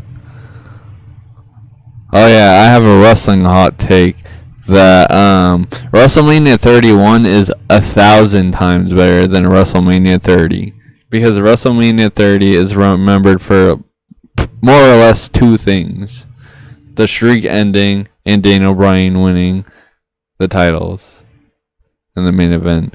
But WrestleMania 31, literally everything, almost everything from WrestleMania 31 was great. You had the Intercontinental Championship ladder match. You had Rusev versus John Cena. Even though I actually have the picture of where John Cena is holding the title on my wall. I don't think John Cena should have won. Rusev should have won, but it was still a good match. Then we got Oh yeah, we got Bray Wyatt versus The Undertaker, which was pretty solid. It should not have happened during the day, but yeah. Let's this see. right here is Hold my on. I'm trying to find that episode of Raw. Oh, it was the November 28th episode of Raw in 2018. It was so bad. Yeah, it was Bobby Lashley, Baron Corbin, and Drew McIntyre standing in the middle of the ring because this was the era of WWE where the main event was a 6-man tag. For real. Every episode of Raw. Which I mean now WWE is following a different format, but they're still doing the same thing every fucking week, which is the Seth Rollins faction. Actually, no, like they've been doing this with every faction. They did it with the Judgment Day, but it's heel faction beats up faces, end the show. Basically, they did it with the Judgment Day. Now they're doing it with Seth Rollins' faction. No, they did it with the Bloodline. Then they did it with the Judgment Day. Now they're doing it with Seth Rollins' faction. So yeah. Can we please? With the OC. Oh yeah. No, because the OC wasn't good enough, I guess. Which they definitely should have been good enough because, I mean, yeah, Luke Gallows and Carl Anderson, they were a fucking good team in New Japan, and then WWE was like, oh, we don't know what to do with that. You're too good for us, or some shit. I really don't know. There's some things WWE does, and I'm just like, how do you fuck that up? Like Finn Balor. They gave him 2 NXT runs that were amazing, and then the main roster, the exact opposite, pretty much.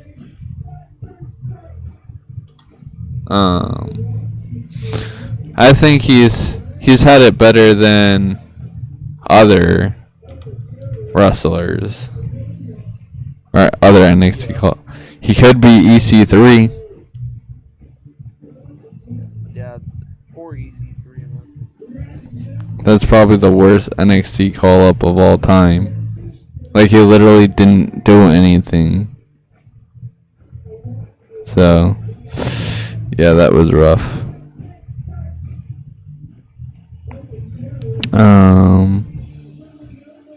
But yeah, I don't really have much else to talk about. So, yeah. Yeah. Yeah. Yeah. Yeah. Oh my god. Okay. Wait, hold on. I'm looking at this horrible episode of Raw. This is what happened on it. We had Finn Balor and Baron Corbin versus Drew McIntyre. Finn Balor versus Drew McIntyre and Baron Corbin in a 2-on-1 handicap match. We had Seth Rollins versus Dolph Ziggler. No, wait. Seth Rollins versus Shinsuke Nakamura in an open challenge, and then Dolph Ziggler attacked him after the match or something. Then we had No Way Jose versus Jinder Mahal. Jose, I forgot about that. Ember Moon versus Alicia Fox. Fox. God, No Way Jose existed, man. Oh, okay. So this is what it was. Drake Maverick took a piss all over Bobby Roode's robe. That in the toilet, in a urinal. Yeah, I don't know why WWE wanted to do that. Or Vince McMahon. Oh yeah. Then we had a video package for Lars Sullivan. We're not gonna talk. Yeah. It sucks that him and another person that we don't talk about is in like part of the inaugural NXT North American title ladder match, which that match was really good. But those two people, the other person, yeah, we really, really don't talk about. Shame, because that person could have been like everything, but ruined Well, it. see, the thing with Velveteen Dream is that should actually, I think, came back as false.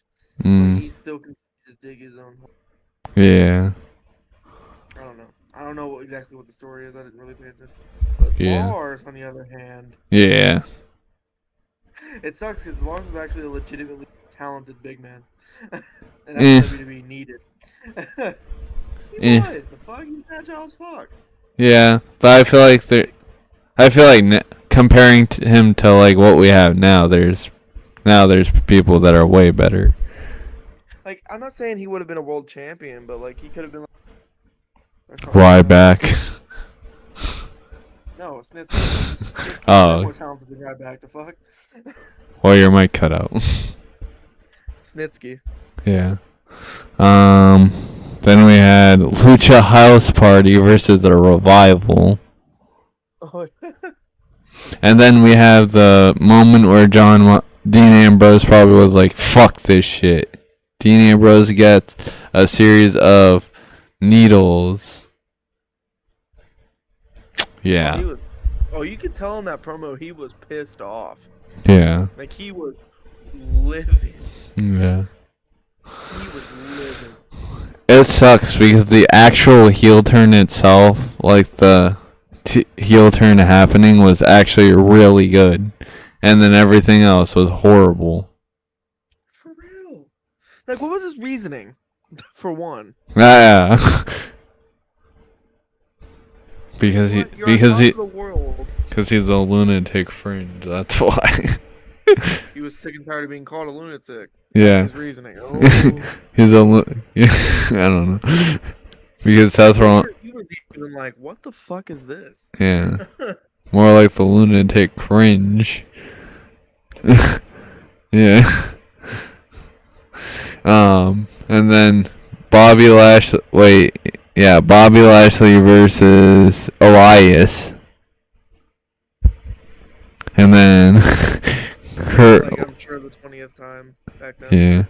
Kurt Hawkins complaining believing that his defeated streak is coming to an end. Which that didn't happen till WrestleMania. Oh yeah, the defeated streak, the 200 straight losses. Yeah. Yeah. This episode of Raw, I feel like if I was there, I would literally ask for a refund.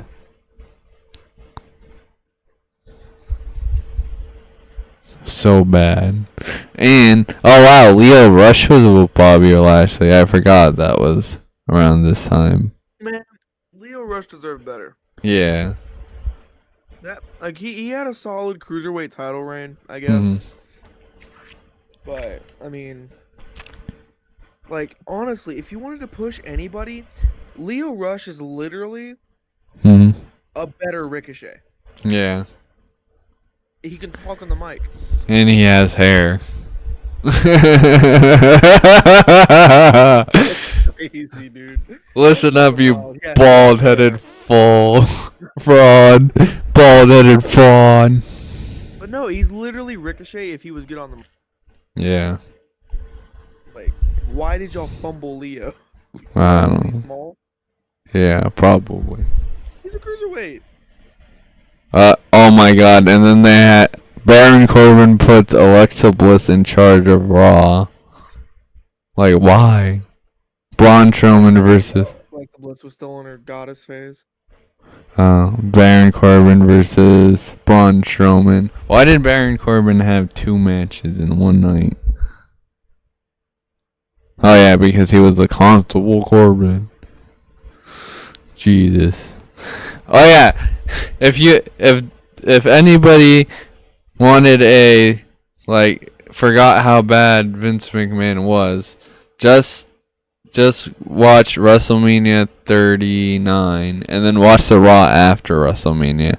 Complete night and day difference, because you had Triple H booking, and then the next night, Vince McMahon's booking.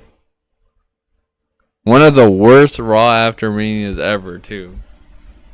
Especially considering how good that Mania was. Yeah, for real.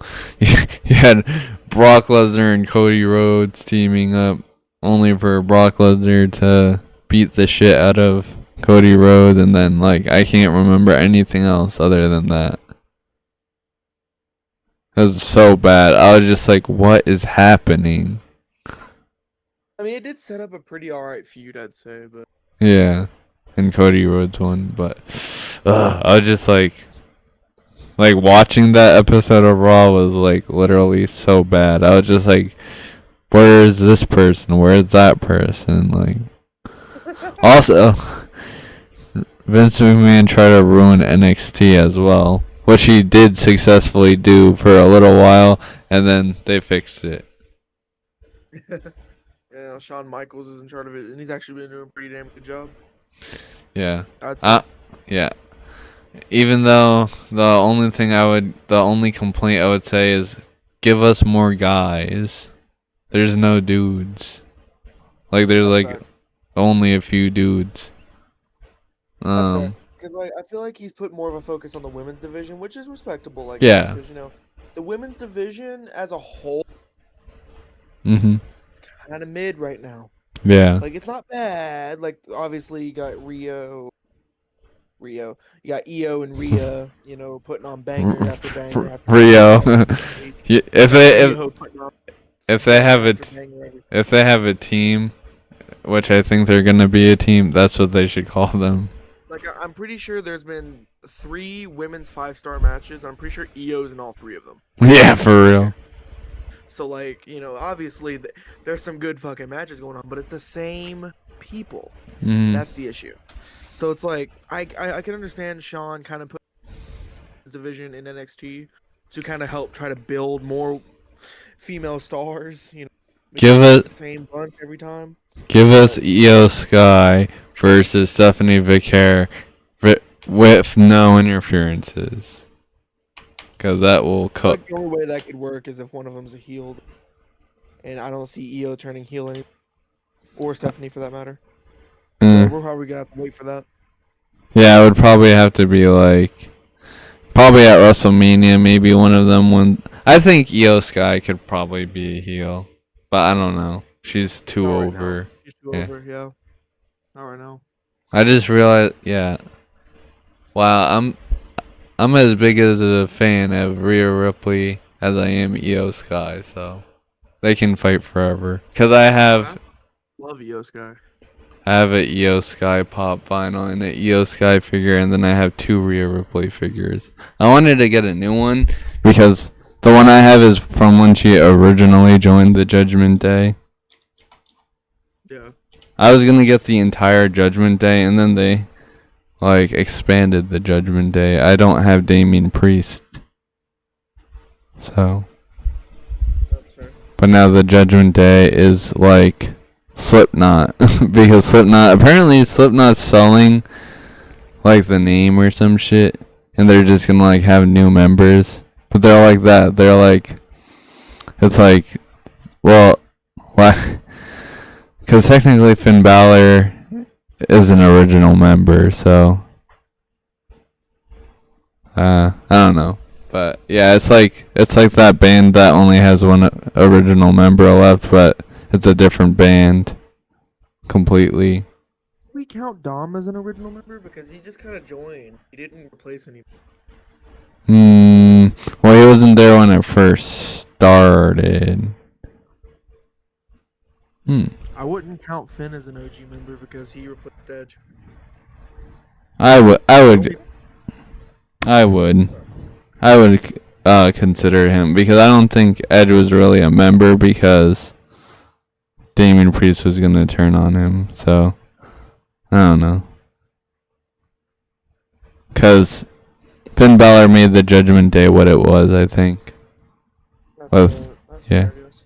with Damien Priest and Rhea. So yeah, I guess you could say Dominic is too, cause all of them made it what it was.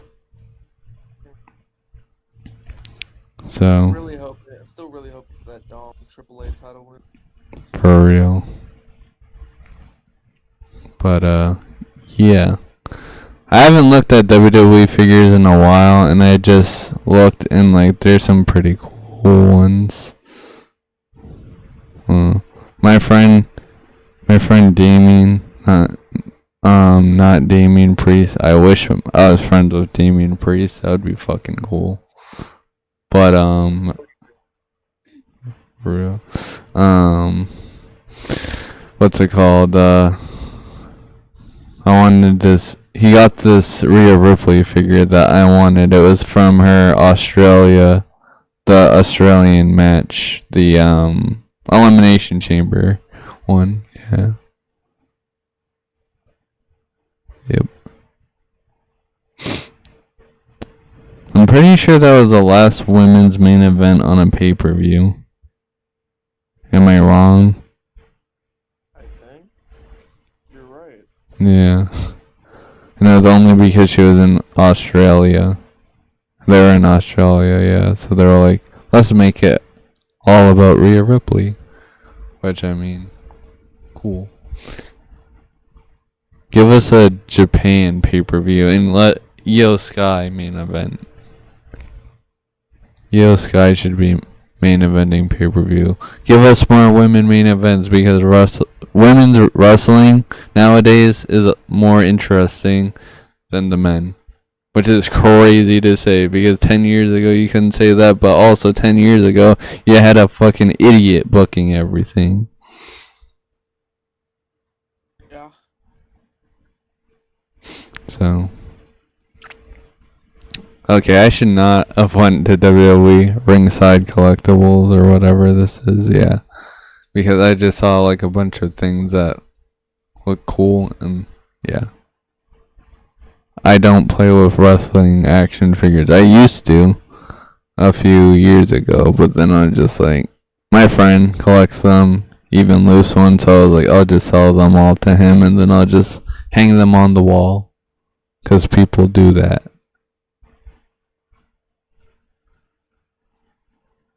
We hurt people. We hurt people. Mudvayne should make the Hurt People the Hurt Syndicate's new song. Even though it wouldn't fit. But we hurt people. We hurt people. Oh yeah, something else we can talk about is the fucking situation with Raja Jackson and Psycho Stu. I don't know what happened. So Raja Jackson is the son of MMA legend, right? So he's an actual like legitimate MMA fighter. He's not in the UFC or anything like that. He probably will never be. Dana White straight up banned him after hearing this. But apparently there was this whole thing. Psycho Stu was doing a work. It was like a gimmicked beer can that, you know, jokingly was supposed to be used as a weapon, of course. And it hit Raja side of the head with it. You know, a gimmicked weapon obviously didn't hurt him. But they apologized, and then Raja, I guess, didn't take the apology and slammed him on his head in the ring and started beating the piss out of him after he was already unconscious. Jeez. Wow. Yeah. Jeez. That is crazy. That's a whole ordeal. It's a big yikes. Rampage has apologized for his son's actions. Whereas people like RVD and Mark Henry have defended Raja. Accused. You want to defend Raja, you can get the fuck out of the community. I don't give a. That was not cool. Yeah. I don't know, because I don't watch MMA, so. It wasn't an MMA fight. It was well. an independent wrestling show. Yeah. Or I never heard of either of them before. I saw it online and I was just like, I don't know what's going on. So, but yeah, that's pretty fucked up. Fucked up shit. So yeah. Yeah. Can you take me higher? I drink white monsters every day, basically, just so I can go to work in the morning. Or stay awake when I'm already at work.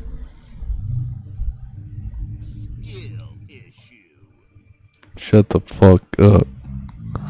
Or I will pile drive you through a table that's on fire with barbed wire underneath. You could not lift me, motherfucker. Probably not. So I'll be like Brock Lesnar and I'll get a tractor. God. Just kidding. But yeah. I don't got anything else more to say, so how it feels to chew cum.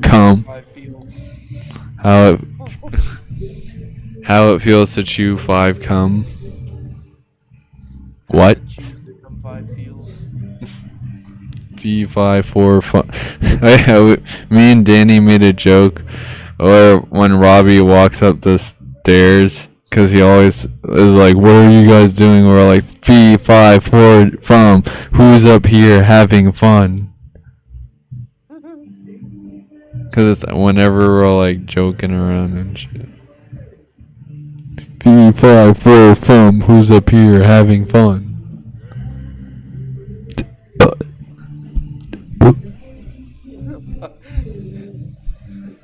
Alright, well, that's the end of the stream because we're just rambling now. Rambling rabbit. I get it! Gay. No, you.